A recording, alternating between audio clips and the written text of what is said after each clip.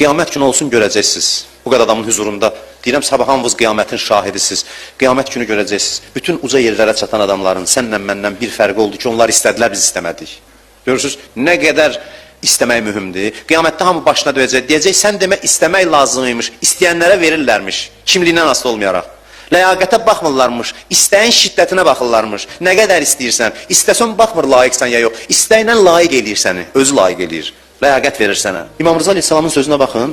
Buyurur ki, bir adam Allahdan üzr istəsə və bağışlanmağına şübhə eləməsə, mən zaminən bağışlanacaq.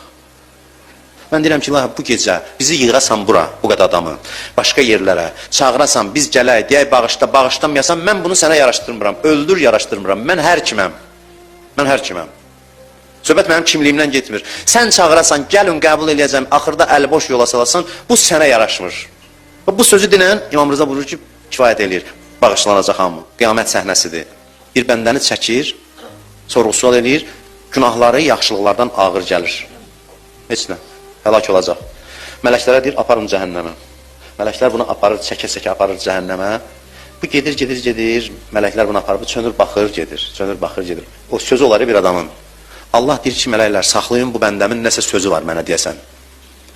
Baxır Allaha, deyir ki, ilahi, heç inanmazdım ki, məni cəhənnəm atasan. Düz deyir, günahkar idim. Bəs sənin kərəmin, heç inanmazdım məni cəhənnəmdə yandırasan. Allah deyir, buraxın bəndəmi.